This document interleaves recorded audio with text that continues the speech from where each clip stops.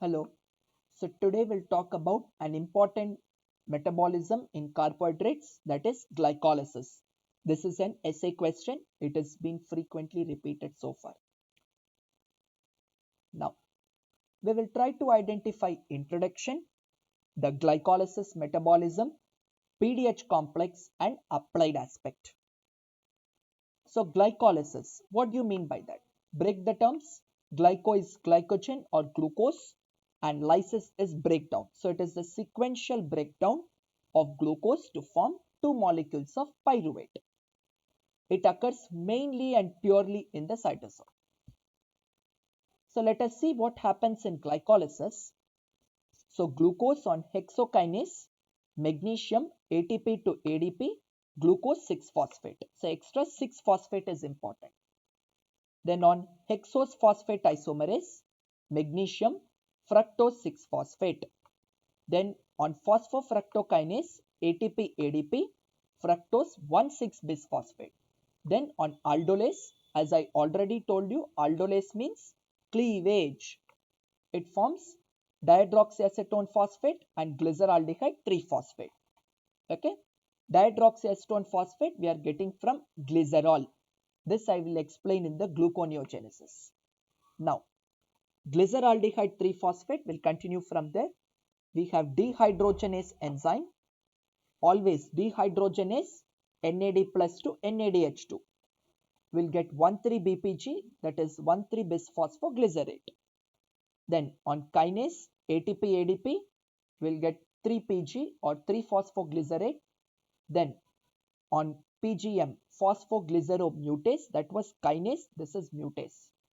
Okay, we'll get 2-PG or 2-phosphoglycerate. Then on enolase, water is removed, magnesium added, we will get PEP or phosphoenol pyruvate. Then on pyruvate kinase ATP ADP, we will get pyruvate. This is considered to be the dead end of glycolysis. From this, on LDH, lactate dehydrogenase, NAD plus NADH2 forms lactate in the skeletal muscle. Okay, and then this will form acetyl CoA by pyruvate carboxylase. Okay, or PDH complex will get acetyl CoA. This may start Krebs cycle. This may be from beta oxidation. This may start ketogenesis, and this may start cholesterol biosynthesis. And this is important to regulate the ketone bodies throughout the body. Okay. Now, let us go with the regulation part of the glycolysis. So first we will try to identify fructose 2,6-bisphosphate. This we are getting from phosphofructokinase 2. There are two PFKs, 1 and 2. 2 leads to fructose 2,6-bisphosphate. So we'll try to identify what is the regulation. So fructose 6-phosphate, on the other side it's easy, just 2 and bis gets added, that's all. So forward reaction ATP to ADP, here ATP ADP inhibited by cyclic AMP will get fructose 2,6-bisphosphate or F26BP. On phosphatase, on dephosphorylation, this is stimulated, will get fructose 6-phosphate. So just remember this, the first half, second half is reverse. Okay. Very similar is pyruvate kinase. So it comes from glucagon, activates cyclic AMP.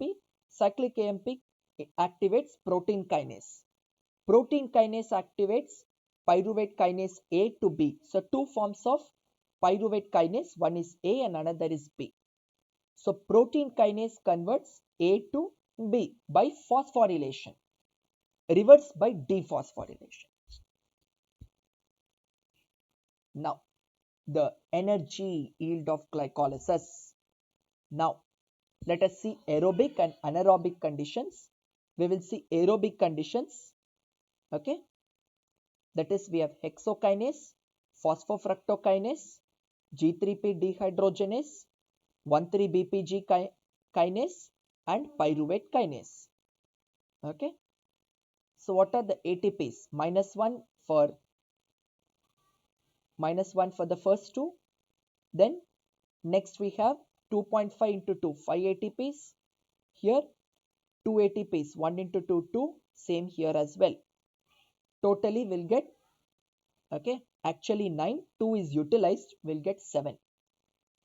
2 we are getting from anaerobic condition. What I talked about now is aerobic. We will try to identify anaerobic condition. Same thing, okay, little difference between the two, that is 1,3-BPG kinase and PK 1 into 2, 2. Okay. So from this 2 ATP we'll get.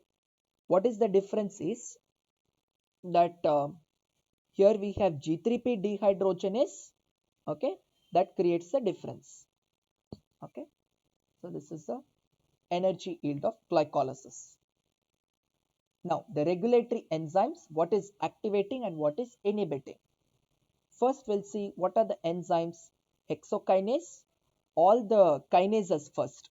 Hexo, okay, gluco, phosphofructo and pyruvate. These are all the kinases and PDH complex.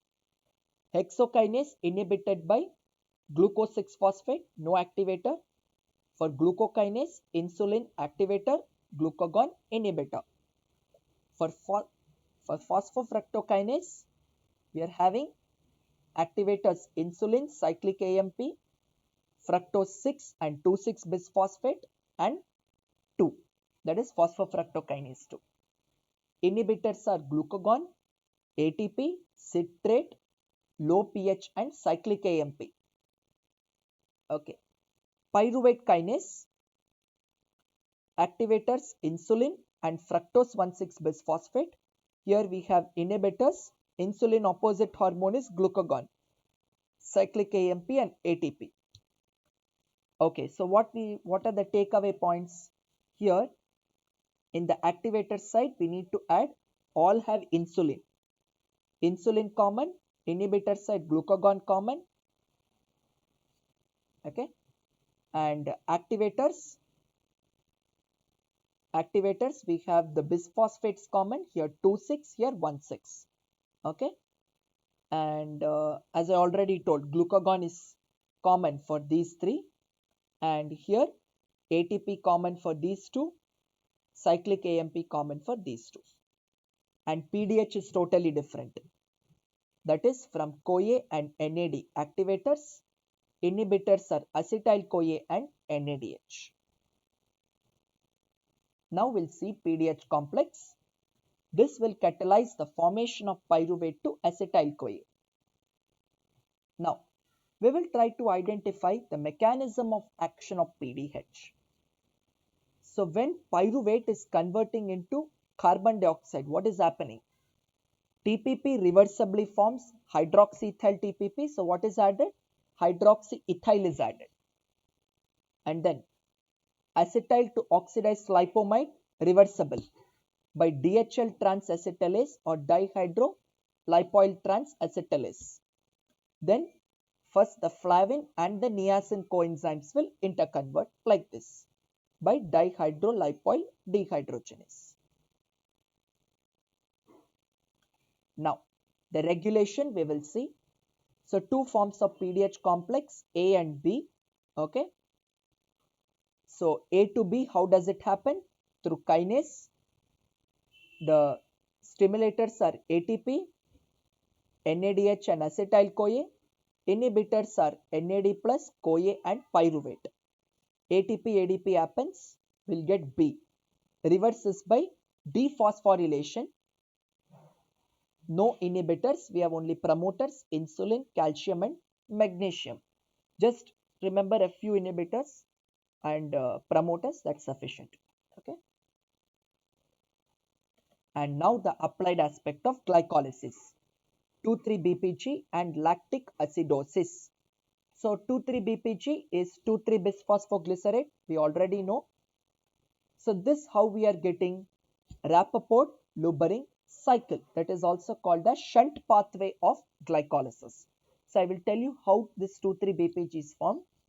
So we have 1,3-BPG and 3,3-PG. 1,3-BPG, just add an enzyme 2,3-BPG mutase. For 3-PG, add 2,3-bisphosphatase. They are reversible reactions. This we are getting 2,3-BPG in the RBCs. It is elevated in anemia and hypoxia. Let us try to recollect where we saw 2,3-BPG. We saw it in respiratory alkalosis. Okay, we saw that in respiratory acidosis. Okay, and this is prominent in hexokinase deficient patients. Okay, now lastly we have the lactic acidosis. So it is the accumulation of the lactic acid. So when glycolysis is not happening, this is the immediate source of energy during exercise, lactic acid, where the pyruvate is becoming lactate through LDH. So lactate or lactic acid is required for the brain, the skeletal muscle, the blood and the eyes. Okay, and this is elevated in severe exercise, also may cause clinical features like muscle cramps, MI, etc., and if not treated, death also. Alright, and the references you can see on your screen. So that brings us to the end of the video. So glycolysis is an important essay question. It has been repeated. Please practice the pathway of glycolysis repeatedly. And also Krebs cycle, gluconeogenesis, HMP shunt. These are the repeated questions. Please focus on that questions. And based on that, we can get clinical cases in the board exam. Thank you so much. I will see you in the next video.